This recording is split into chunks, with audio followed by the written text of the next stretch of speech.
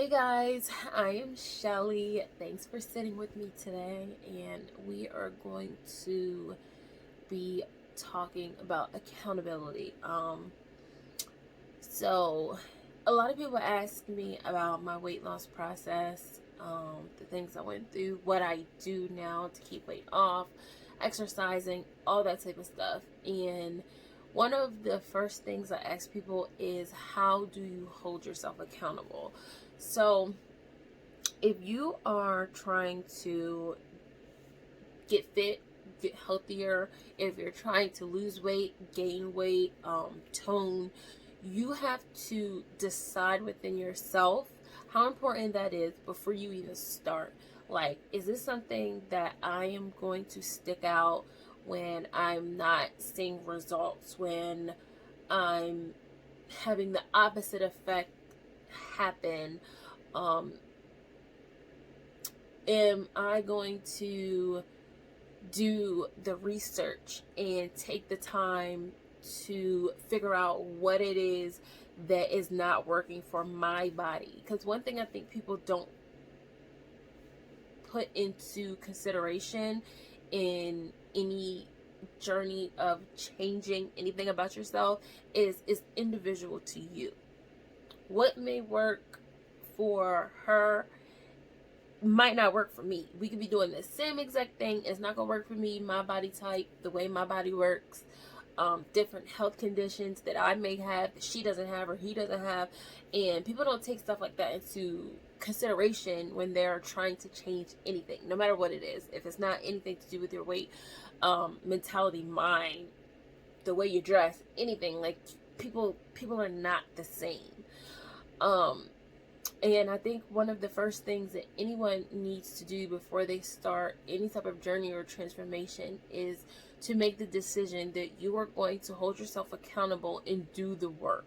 Because no matter what it is, it's work. It is something that requires you to dive into who you are and what you are capable of and what you are willing to do to get whatever it is that you want. As far as losing weight or toning or gaining weight, which for me, gaining weight the proper way has been an issue. Um, Things like that is accountability. So when anyone asks me about anything, that's like one of my first questions. How are you going to hold yourself accountable? Because if you don't have an answer to that, I'm not going to even bother. It's like, for real, when you're trying to do anything, your diet, what you're eating is key. It is like one of the biggest deciding factors of anything that's going to happen. And you have to figure out for your body type, for who you are, what it is that you need, depending on what you're trying to do. If you're trying to tone, if you're trying to lose weight, which for most people, that is what they're trying to do. You have to figure out what it is that your body needs. If it's more protein, if it's more vegetables, better starch quality, because sometimes that's it too. Like, the starches that you're eating aren't the proper ones. Like, you really have to do the work. So when I was actually losing weight, a big help for me is that I was sick. When I lost over 150 pounds, I had ulcers, which for people who do not know is like having holes in your stomach, kind of. And it drastically altered what I could eat and how fast I was losing weight, because I wasn't able to keep food down, which, like, it caused me to lose weight faster, but it caused me to lose weight unhealthily, because it's like you eat, you bring it back up. That happens enough. It's like, okay, I'm just not gonna eat. You're not eating. That is not a healthy way to lose weight. um I had gallstones when I was going through my health journey. I actually have a gallstone right now, which is what prompted me to make this video. So I had my gallbladder taken out 5 years ago, and I now have a gallstone stuck in my bile duct. And I did not know that that could happen. I was not aware. And now with it happening, it's just bringing me back to where I was when I was actually trying to lose weight, the things that I had to go through, because not only did I have to figure out how do I eat the proper amount of calories, protein, whatever it was that I was trying to get into my system, but what could I eat for what my body was going through? Which again, I think people don't take into consideration. Like, if you are a diabetic person, if you are like myself, I'm hypoglycemic, which means my blood sugar is low. What your body requires is different than somebody that has no health concerns. If you have high blood pressure or high cholesterol, it's certain things that you just shouldn't be eating. So you should take that into take that into account when you are like coming up with your weekly meal plan. If you are a person who works full time and you're used to being on your feet and you're still not happy with where your weight or where your body type is, you have to take that into effect. You have to take that into account, because it's like my body is already used to being active for 40 hours a week. So when you get to the eating portion and you get to your exercising, you have to take that into consideration, that I need to be even more active than what my body is used to. That's something, again, that was different for me in my weight loss journey. When I started losing weight, I was a stay-at-home mom. Then I had started going to school and then started working, so my body was used to being home. I wasn't as active. Of course, yes, me and my son did things, but I wasn't up on my feet 40 hours a week. So me beginning to work and then adding on making sure on top of whatever my workday was, I was hitting my 10,000 steps. Like, that made a huge difference because my body wasn't used to it. Where if your body is already used to that, the difference in what you have to project is more. You have to do more than what maybe I had to do, because my body wasn't used to that at that time when I started my weight loss journey. When you're trying to tone your body, a big part of it is doing exercises correctly. This is something, when I first started, I really wasn't doing, and I did not know that I wasn't doing it. When you're doing squats, sit-ups, push-ups, whatever it is you're doing, if you're walking in a certain way, you have to be doing it the proper way. You have to be tightening the muscles that you're supposed to be tightening and engaging the muscles you're supposed to be engaging to get the results that you want. If you're doing things improper, it's no reason to do them. That's my equivalent is, I'm trying to lose weight, so I'm eating breakfast, lunch, dinner, 2 snacks, but at night I eat an 8-inch cake. It's like there's no need to do the other stuff if you're going to ruin your day. I haven't been on any strict kind of diet in like 4 years, like where I eat what I want. I am a person where the way that I eat, how much food I consume, and how active I am, it coincides.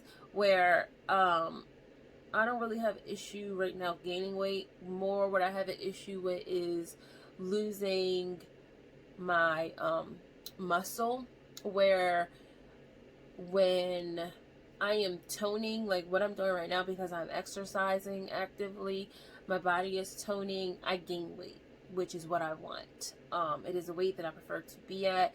When I am not exercising and things like that, no matter what my eating patterns are, I lose weight. Like me having had knee surgery and me not being active and everything else that was going on, I had got down to 139. That's not where I want my weight to be, because I know at 139, for my body size and type, my my body fat percentage to like my muscle is not where I want it to be at that weight.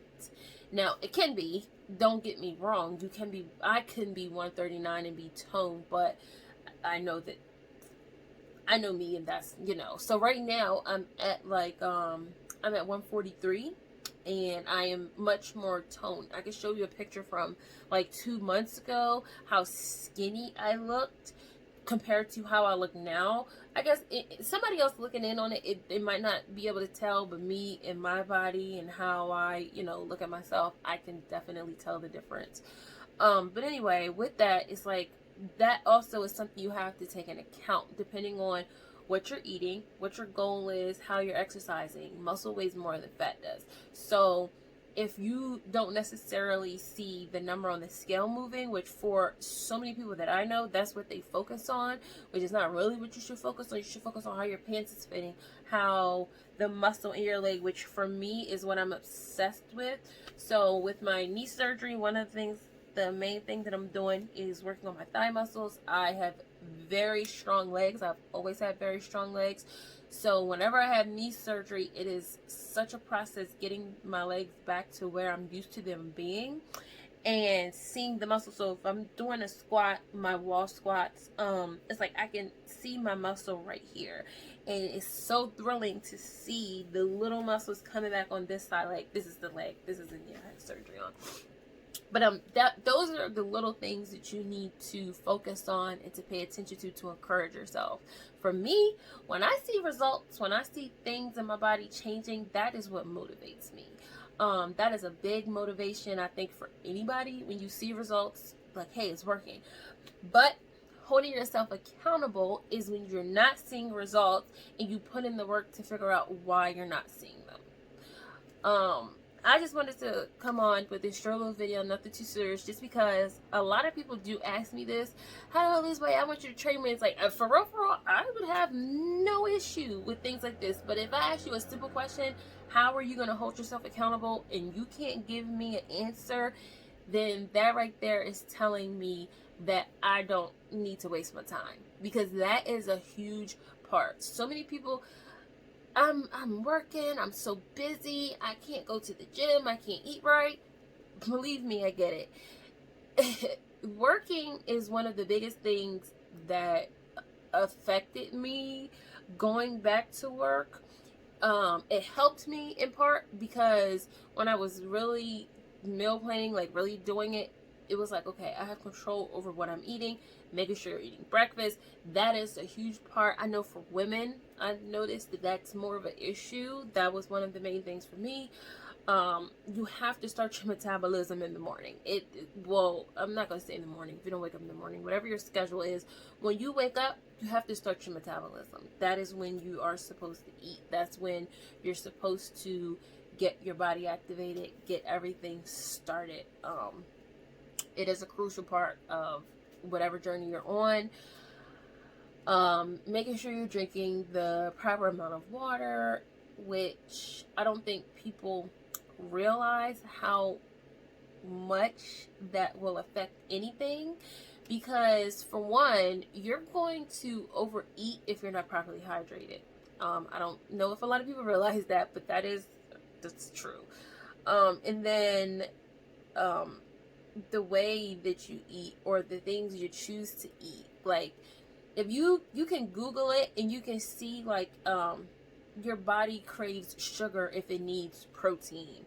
You know, it's like little things. Knowledge for me was power, because them little things that you learn about, oh my goodness, I just want some sweet, I just want something sweet, and you're learning through reading, research, I'm craving something sweet, but this is what my body actually needs. Which, for me, I'm hypoglycemic. That's one of the ones that really helped me, because it used to happen so much. Like, I would be craving sweets, and my body needed proteins because my sugar was low. Your sugar is low, your body is craving something to raise it. But a protein is going to raise it where it stays at a good level, consistent, rather eating something sweet or drinking juice, what they tell you to do, where your blood sugars will spike up and then drop back down. So knowledge is power. Accountability, learning, getting the knowledge that you need and applying it to your daily life. I'm probably going to start talking about this a little bit more, especially with me having a gallstone right now. It's causing me to remember some of the things that I went through with eating. Like, for me, with the gallstone, eating certain things automatically will trigger an attack.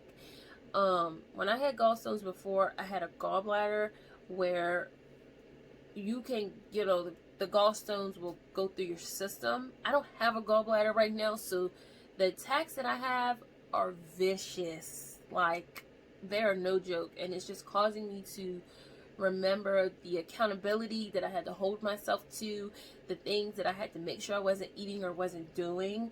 And yeah, it's going to cause me to discuss it and talk about it a little bit more, I'm sure.